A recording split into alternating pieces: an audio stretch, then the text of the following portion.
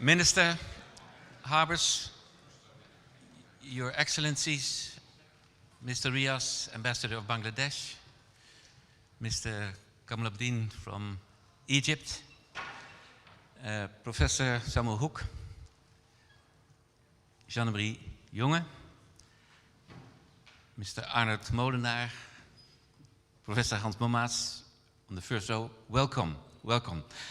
Also welcome to our foreign guests. We have representatives of 8 deltas today with us. Good morning, Annemieke. Very happy that you are here. We are still waiting for our Delta Commissioner, Peter Glas, but he's about to enter the building, so it will take a few minutes. Welcome also to you. We are extremely excited that you are here. We have a full house. We have had room for 150 people, and you almost all came. So we are extremely excited and honored to have you here. We have also participants joining online, so also welcome to those. The reason we are here is, I think the main reason is that we all are concerned about the future of our deltas. A few weeks ago there was the Bangladesh Delta Program conference, and it was very clear that there was optimism. Bangladesh is a thriving country. Investors are going to Bangladesh. The Bangladesh Delta Plan is being implemented. But there's also a concern about the 80 projects of the Delta Program. Are they really part of an integrated plan? What is the future of Bangladesh? What is an appealing vision on its future? And then our Delta, which is on the other end of the spectrum, it's a tamed Delta, confined Delta, but we also have our challenges. Extreme rainfall caused floods recently. We have severe periods of droughts. And the question arises, are we still in control? Are we still anticipating the challenges, or are we responding to them? Let alone the discussion about sea level rise scenarios, which also put a lot of pressure on us. And then we have, of course, the deltas from Africa, which are still in a very, very early stage of development. We are very excited that we have representatives from those deltas in our session today. So the program of today is consists of 2 parts. In the morning we have keynote speakers and a panel, a keynote panel. And there we want to address the new challenges of our delta. What is really new? And of course the second question that follows from that, what does it mean? Do we need new approaches? Do we need to revamp our current methodologies? So what are the challenges also from a design and design-based perspective? In the afternoon, we will have the scientists and the experts giving their thoughts, their reflections on what they heard in the morning. From perspective of science, from multiple disciplines, particularly the social science is very clearly represented. So that is day 1. Day 2, we want to dive a bit deeper into design and design-based approaches. We are extremely excited that we have 2 excellent keynote speakers, Professor Charles Waldheim from Harvard University. We have Adriaan Geuze, and they will present, hopefully, a sort of provocative presentation. And then, after that, we have a plenary discussion where we invite you to engage in the discussion. In the lunch, during the lunch, we have an exhibition, and you will hear more about that, an exhibition. Good morning, Delta Commissioner. Extremely happy that you are here. We already started. We have an exhibition, and you will hear more about the Delta designs which will be presented over there. In the afternoon, we will have 6 sessions where we have the deltas, the 8 deltas discussed. We are going a bit deeper into their challenges and their opportunities. And we have invited the 5 resilient delta design teams, which are currently working on future designs of the Netherlands. And they are being challenged to give their reflection on what they have heard. So that is a bit about the program. What do we want to achieve with this conference? First of all, we want to strengthen the network. We want to create new partnerships, and we all assume, and I assume, are in a sort of ambition to really work together and to see whether we can have a positive contribution to shaping our future. Now, what we hope to get out of this 2 days conference is to identify joint research challenges and design challenges, and they will feed, hopefully, an ambitious program, an ambitious multidisciplinary program, which we want to start in 2023. And you are all invited. If you feel you can have a positive contribution to this initiative, please let us know. And of course, there are many initiatives underway. Redesigning Delta is there to support those initiatives. And maybe for some calls, for some opportunities, we would like to go our own way. I would like to thank Convergence to make this event possible. And Professor Arjan van Timmeren will be presented in the round table, and he will elaborate a bit more on convergence. We would like to thank IHE Delft and DUPC for financing the foreign guests which are here. We would like to thank the Delta Commissioner for his support. We would like to thank Deltares for great support.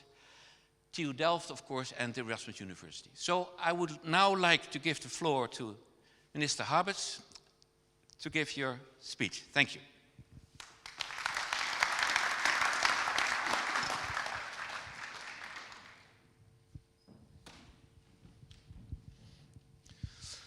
Ladies and gentlemen, good morning everyone, and welcome to Rotterdam, a dynamic Delta city that also happens to be my hometown. I live here just around the corner.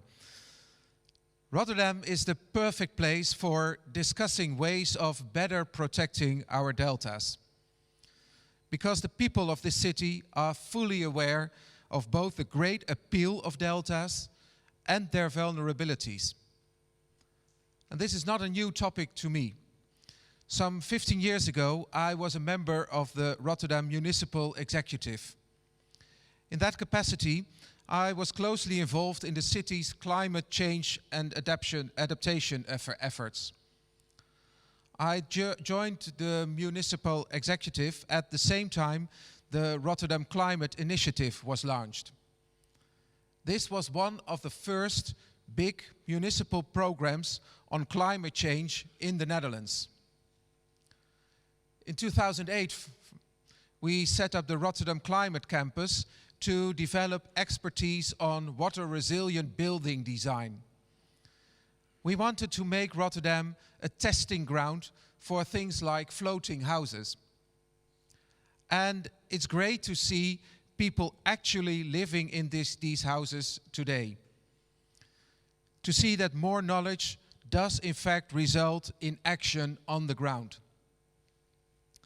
Because that is what's required, not only in Rotterdam, but in all deltas worldwide. More knowledge, more action, better protection of people living in deltas. That's why we're here today. Academics, practitioners, and policymakers from several different countries.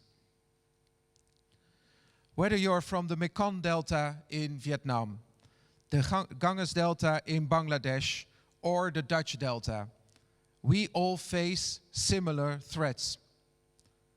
And the urgency of addressing them has been set out clearly in the IPCC's most recent report.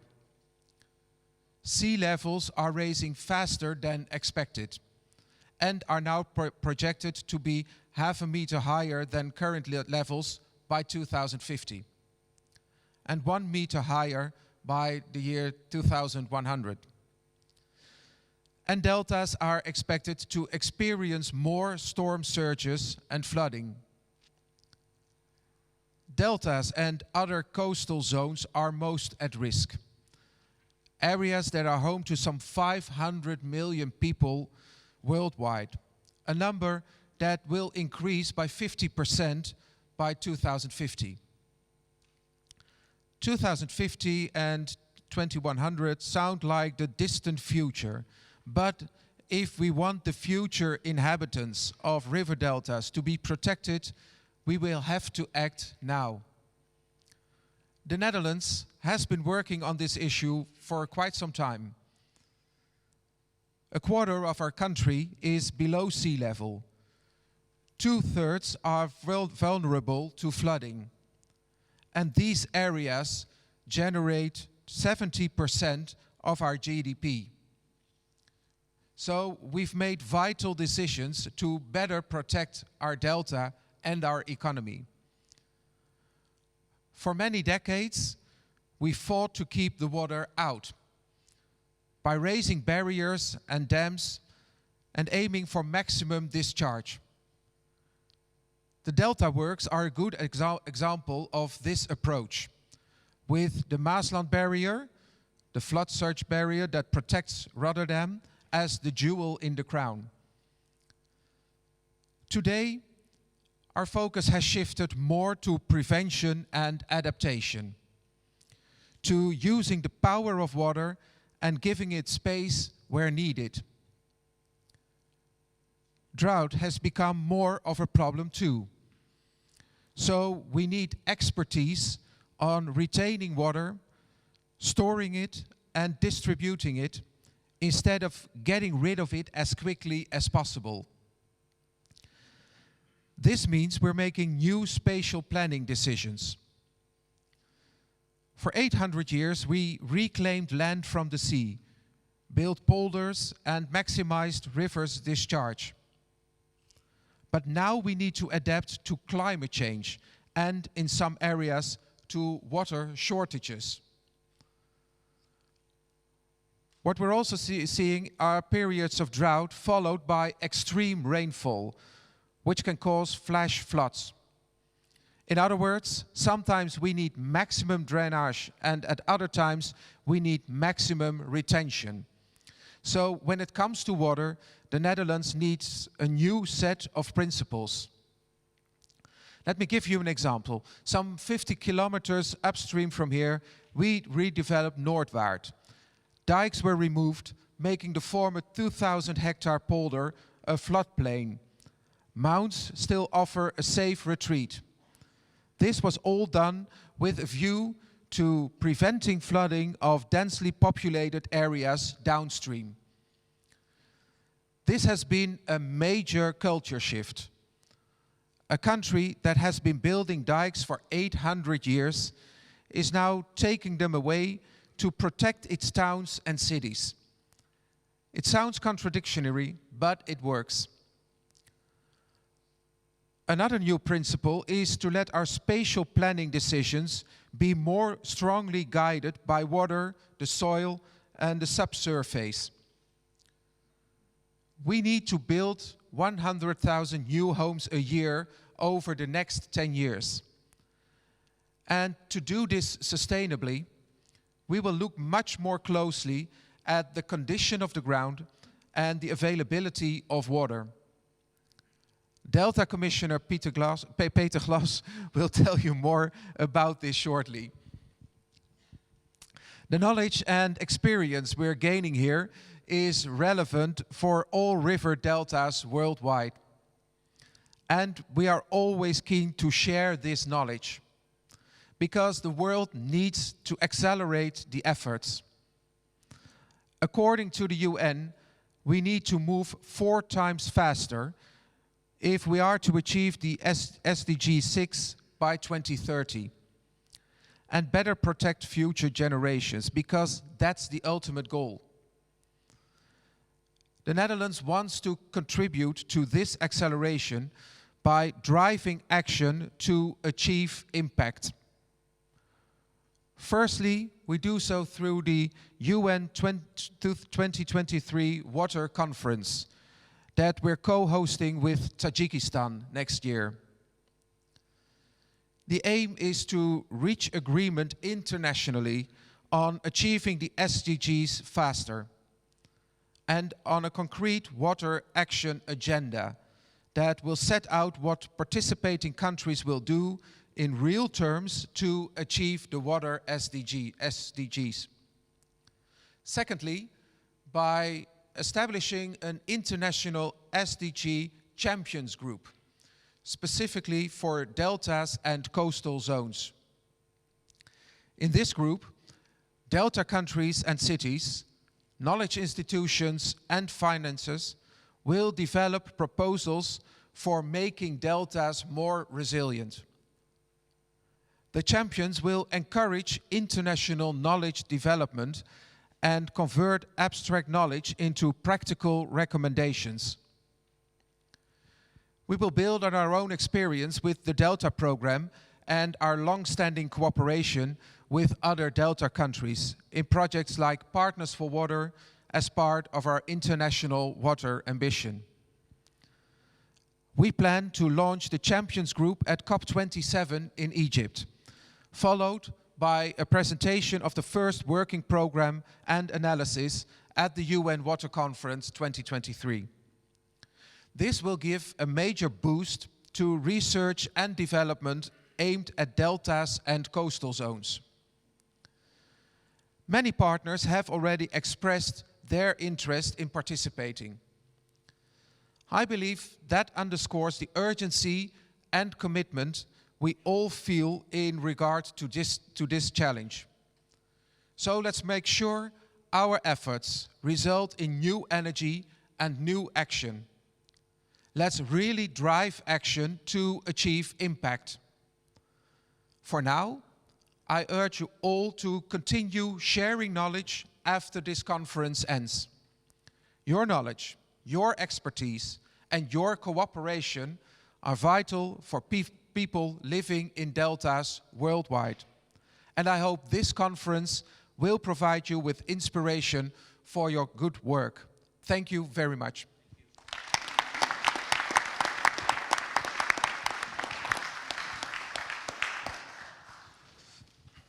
Thank you, Minister. Delta Commissioner Peter Glas, please.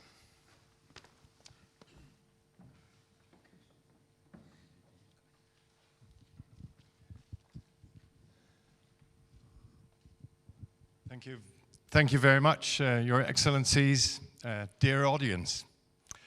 Thank you for the opportunity to address this important symposium, this conference on redesigning deltas. Although at first, when I heard about the title, I could not help to ponder, redesigning deltas isn't the essence of the delta that it takes care of itself. It's the design given by nature, physics and hydraulics, and by the interaction with silt and sand and clay and living organisms. Where do we as humans come into this design? But let's be realistic. We, the Dutch, are here, and we have been here for a long time, and we intend to remain so for even longer. Most deltas are densely populated and relatively prosperous.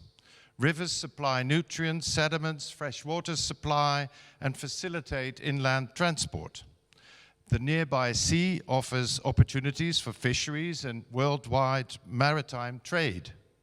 In addition, the dynamic interaction with coastal and marine environments support valuable and productive ecosystems.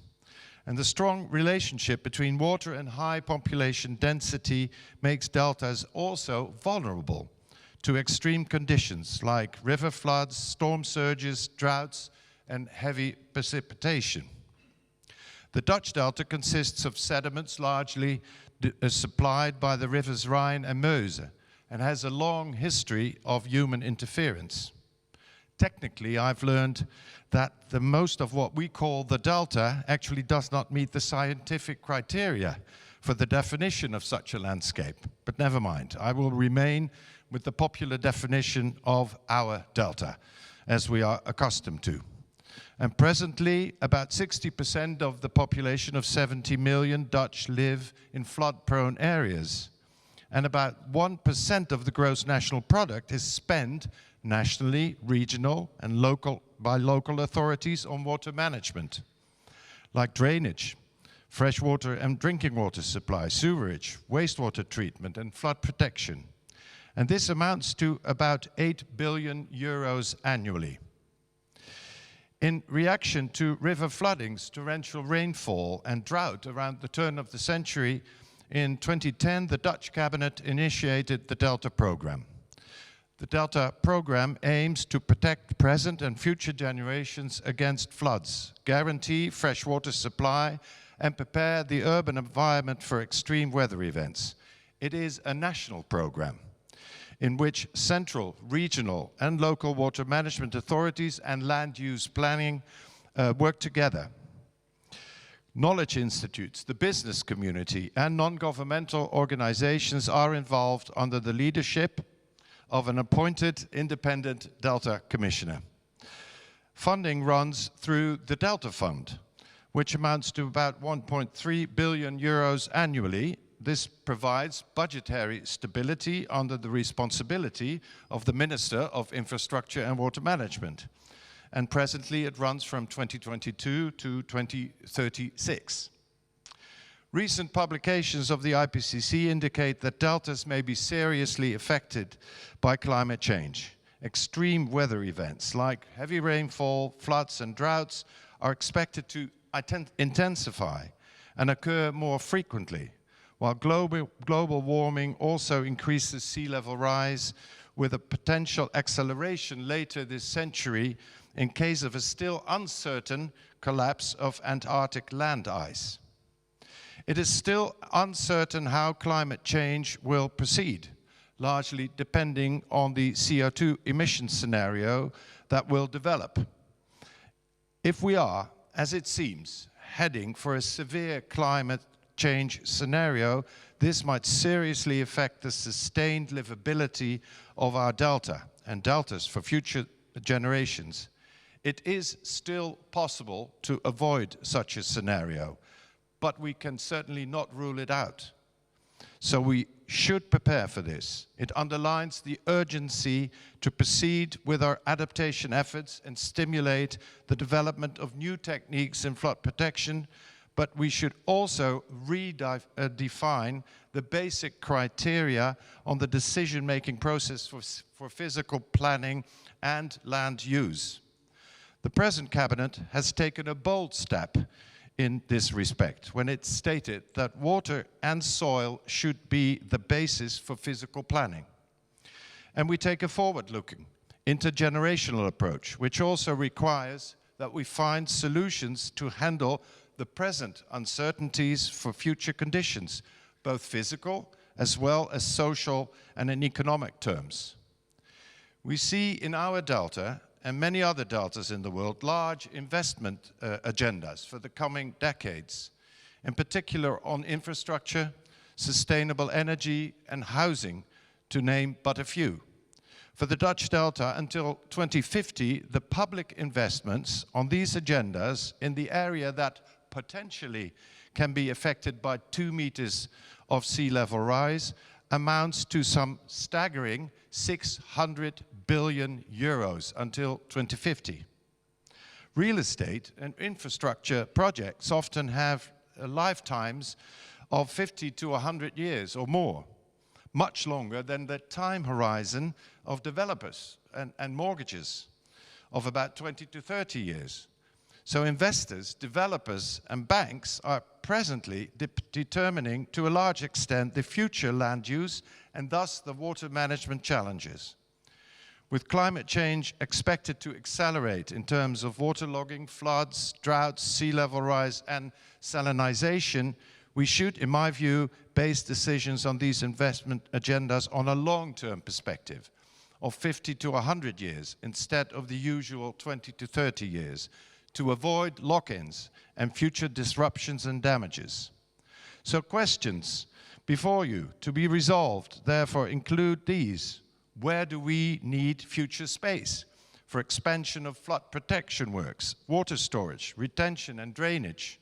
How can we align the present investment agendas with the future needs for water management to avoid lock-ins and identify low or no regret measures? How can we influence flexibility in the present design to adapt future constructions when necessary? And what role can nature-based solutions play in increasing this flexibility?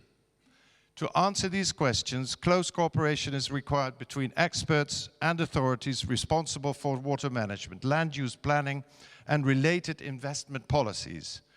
For the coastal region, the Minister of Infrastructure and Water Management and I have initiated a so-called knowledge program on sea level rise.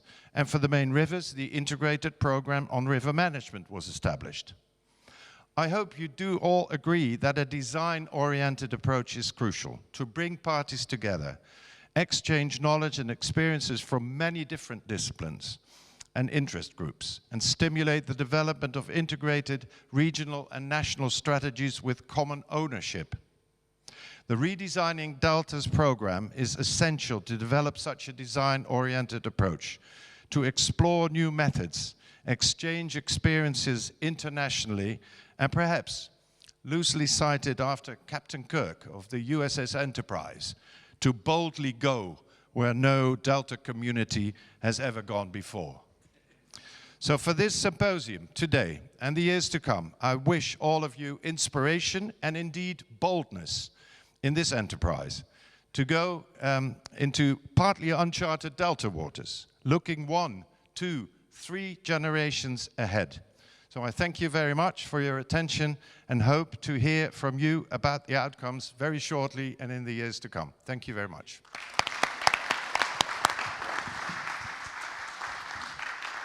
Thank you very much, Delta Commissioner. Mr. Oud-Molenaar, the floor is yours.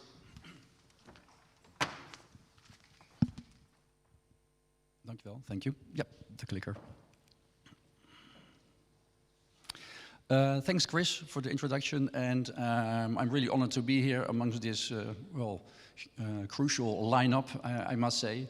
The Minister already told something about the global challenges, and our Delta Commissioner zoomed further into the national challenges, you could say. I will take you on a journey very shortly, because I only have 10 minutes, to zoom into the challenges of the city of Rotterdam. And, well, to be honest, I think we are well on track talking about the climate resilience aspects. And one of the big questions is, I think, I have to proceed. Let's find out how we can remain this and what is necessary to keep on working and becoming a climate resilient city also in the future, because this is necessary. It has been mentioned already a few times. 2/3 is vulnerable to flooding of our delta. And Rotterdam, the delta city, is in the middle of this. The blue area is below sea level. Most of the city, 80%, is below sea level. And especially in this area, we are keeping on investing and building new houses, etc. Also today and also tomorrow. And that's what I want to stress, that we need to make the connection between what we are doing today and what will happen in the future. Because we also have this, well, you could maybe call it a crisis, but we need 1 million more houses in the western part of Holland, well, in the whole Holland, but especially there. Also in the city of Rotterdam. And, well, I think this is also a crucial information that we should combine with the discussions regarding to climate resilience. And because on top of this, climate is already changing. We are facing more droughts, more extreme rainfall, now and then already facing small-scale flooding related to high sea level, combined with bigger discharges in the river, etc. Our infrastructure is not fully resilient, you could say, yet, because this guy is cooling down the bridge. This is expanding during a heat wave. So there are a lot of aspects related to climate change already. And now we know climate change is accelerating, as also the sea level rise. This, I think, is important information to find out whether we should redesign and rethink the Delta and the Delta City.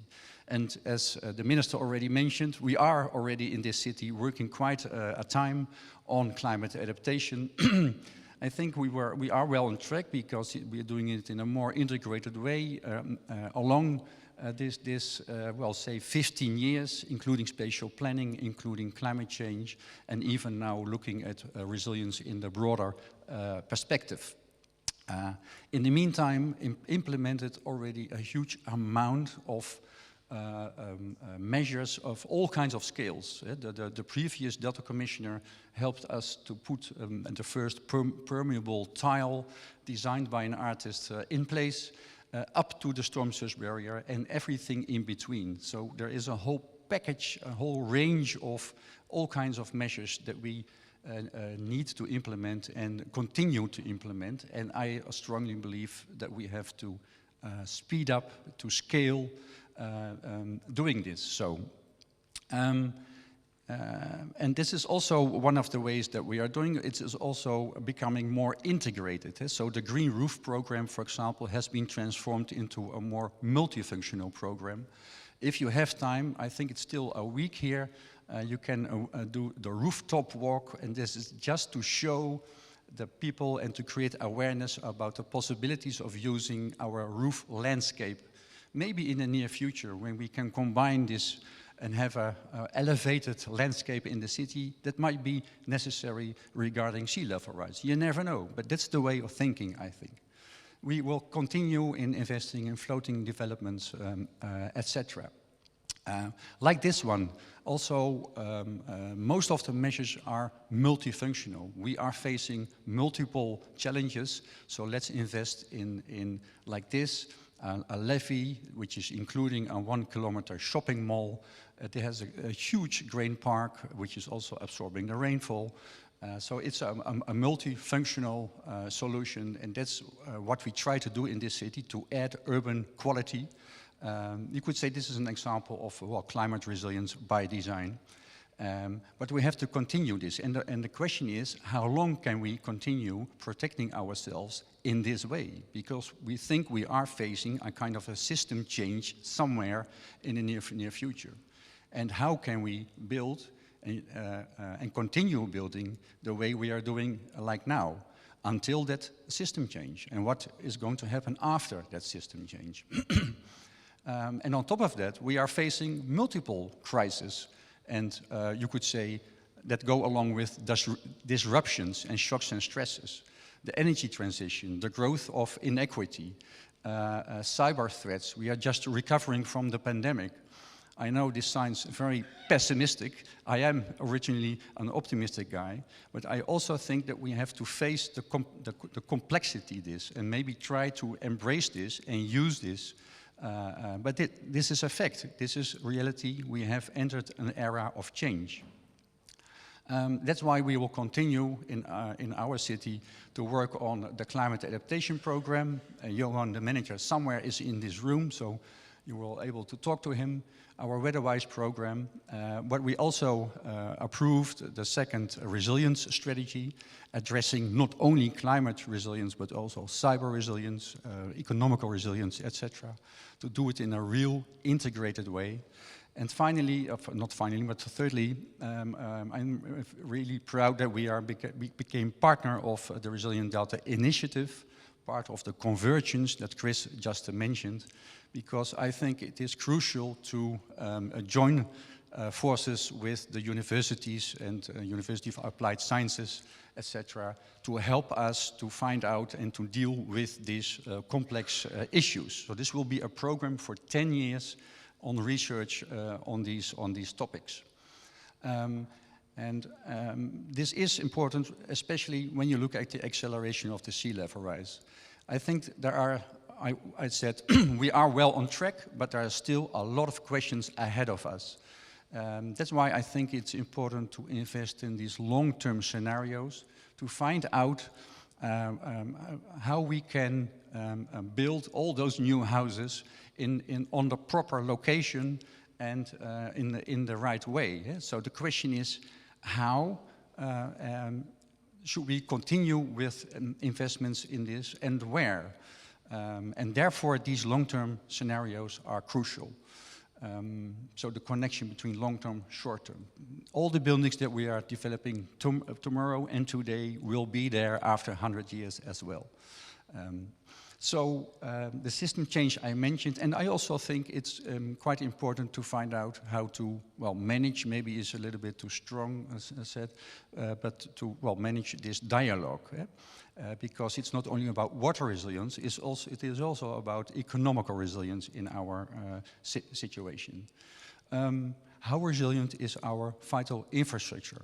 Looking at the 3 layers of protection I just mentioned, we also should start to thinking about what if there is a flood. Are we prepared regarding our vital infrastructure, for example? Do we need new building codes? What kind of cascade effects are there? So there are a lot of questions remaining and that we would like to address in this Resilient Delta initiative. And how to deal with these uncertainties. So, having said that, I think it is important to rethink and to redesign our delta, including the delta cities, but not only, but also rethink the way we are doing it. Maybe we need new methodologies to do so. And to finalize it, I think this is just an art impression of one of the big city projects that are coming ahead. The first stone in the pond is the floating office. That's already there. And that's the home for the Global Center on Adaptation. Having said that, I think the Global Center on Adaptation, but also, for example, city networks like the Resilient City Network, can be the platforms to exchange knowledge. This has also been stressed by the minister. I think it's important to share our knowledge. It's a moral obligation, I think. But it is a win-win. We can learn from each other, and that's what I think is necessary. Thank you. Thank you. Thank you, Arnold Molenaar. So I would now ask Ambassador Riaz to take the stage.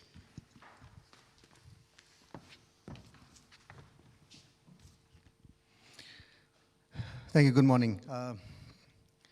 Let me first state a rider. I'm the odd man out here. Chris actually got me out. So I'm neither a researcher, nor a practitioner, nor an academic. But over the past 10 to 15 years, on different junctures, being in Bangladesh or while sitting in New York on the SDG negotiations, there are a few perspectives which featured and which I thought that might help us in looking at certain things, perhaps often I feel that are missed out. Many of you have been to Bangladesh, are engaged still in Bangladesh or associated, so I pay regard to that as well. I'll try to leave few perspectives or I think issues which are cross-cutting and might look into and perhaps would do justice to what the minister said, what Mr. Peterglas said, or what Mr. Molnar said. What's the persisting narrative and approach to water in Bangladesh? And I look at Dr. Salimul Haq as well. First, some go by the average water per capita water availability. And there's a figure doing the rounds called 4,000 to 5,000 liters. But my take is that if you break it down, it is an average. It brings together the dry season and also the monsoon. And the average is a killer. Because that when goes to the policymaker's mind, then much of the thinking, approach, planning are conditioned by that. If you break it down, then it shows that 12 BCM, billion cubic meter, water flows to the Ganges Basin, GBM Basin, whereas the GBM Basin passing through Bangladesh is only 7% of the whole basin. So 7%, and if you again further take it down, then that means that Bangladesh flushes from the Meghna estuary to the sea 12 times the water, the area of its size, 12 times. Therefore, reality is that half of the time, half of the year, or less than half, I would say, from May to October, we are wet. We are under monsoon, what we call bucket full of water. That's why there's an expression in English, cats and dogs. If you want to experience, go to Bangladesh. Rest of the time, we are practically dry. I would say half of the time, we're actually dry. And that is, again, coming under a lot of stress, spatial stress, seasonal stress, and the erraticity, if I may say. So how do we factor in this average? I would say this is a dilemma of average that might be haunting us. And then the bigger question would be and should be, what is going to happen to 30 agroecological zones? Delta plan is perhaps a beginning, but much more needs to be understood. Second, to me, often I think there's an overwhelming question. I perhaps would lean on both of you. You've brought that up, which is that what is the interface or interaction between land, people, and water? If I am from the certain Ministry of Agriculture or to water or local government, I look at through allocation centricity, I call it. And then it's maybe a financial allocation or my turf allocation. And even further, how do we then resolve the challenges, every challenge, sustainably and inclusively? And if I take it further down, what should be the shared understanding in terms of land and delta formation? Or dealing with climate change stress, or salinity intrusion, or soil salinization, or even river bank erosion, something that you are unfamiliar with here.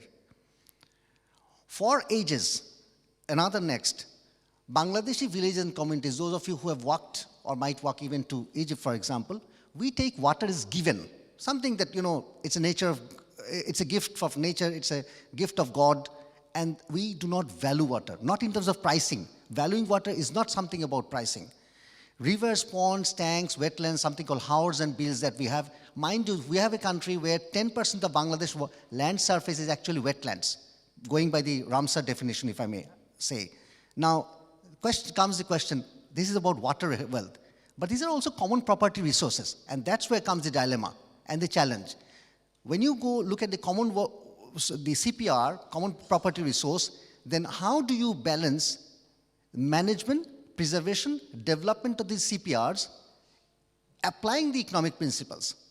I'm summarizing some of the challenges. This is the question. And then as economic development picks up, as private capital, as an entrepreneur, I would like to go to the wetland, but driven my principles and also the neoclassical constructs, then the problem, the choices and access to water gets even more complicated.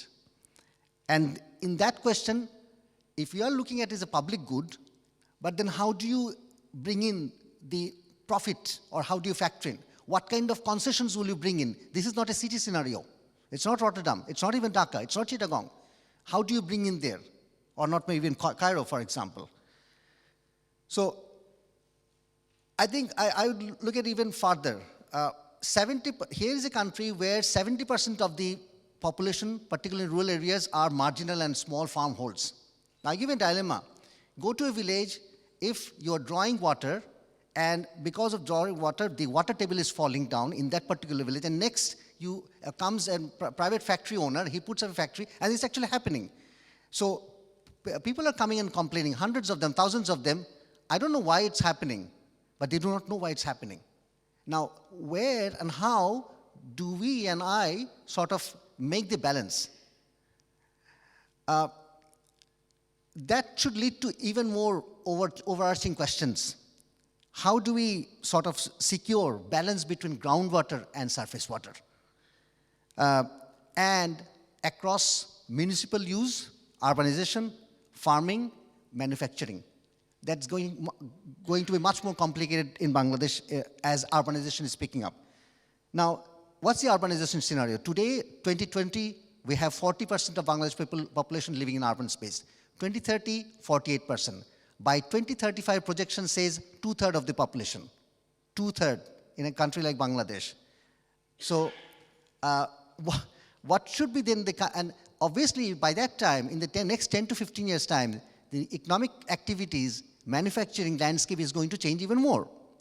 In that scenario, what should be and would be the modes and patterns of source, use, within bracket reuse, or distribution of water? It's not that let's not get me wrong, I'm not trying to paint a dismal scenario, but these are the questions I think we need to factor in, as the previous speaker did as well. And also the another layer, where are the wastes? We say that wastes are opportunity, both liquid and solid wastes. But if you bring in another layer, for example, if you're saying that if you're going to urban space, we need to factor in and ensure the aesthetics, entertainment aspects of the population living there. then it gets further complicated. Because the choices are getting, in Dhaka, not only Dhaka city, many of these smaller cities, we are finding the choices, are, even though people value, but availability, land crunch is making these decisions very complicated. It's no surprise that deltaic Bangladesh depends significantly, farming depends significantly on monsoon activity. Now, rest of the year, groundwater fills the void, and in increasing parts of Bangladesh, we are finding that small and marginal farmers are already facing the specter of groundwater table. If you go to northern Bangladesh, how people are coping, they have actually, that was the granary of Bangladesh in terms of rice cultivation. Very quietly, over the years, at least over the last decade, they have shifted to mango and other orchard. This is an adaptation. But why under the normal circumstances, would they have gone to that? Perhaps not. Perhaps they have moved because of water stress or distress. And if you go to even other parts of the places, you would find that people are shifting from aquaculture because of water. Now, the issue is that there is another question which is coming up, is that what would and should happen to traditional growing or cultivation of rice or jute? Are these water-guzzling crops? Rice is, but rice is also a political product. No need to tell you. Now, I came across someone who said that, if per capita rice production takes 3,000 liters per kg, can we bring it down somewhere with a little bit of innovation and tweak to 2,000? And the estimation is that if that comes down, then it would have significant saving in terms of diesel, power, income for an ordinary farmer, and particularly groundwater. Imagine that might lead to suddenly huge water unavailable, and that then would go to some other sectors. Riverine transportation. It's no surprise that we have significant inland riverine waters, and I think last figure I saw that round the year navigable waterways is around 3,500 kilometers. But biggest challenge where is coming sedimentation. Sediment and sedimentation often do not feature in the global narrative, or even in Bangladesh. Now, the bigger question would be that roughly 1 to 1.25 billion metric tons of sediment is carried through our rivers under different estimations. Question is that where in an active delta as Bangladesh, unlike Netherlands, where the riverbed is increasing, what do we do with that? Obviously, sediments fertilize the soil health in floodplains, but how do we deal with them? There are also divergent estimations coming for both Ganges, Brahmaputra, and Meghna basins that during the dry season, the sediment transportation would be as such, 1% less during dry, and particularly during the monsoon, it may go between 1 to 3% more. But then, what would happen to livelihoods and habitats? Salinity, intrusion of salinity is only one aspect.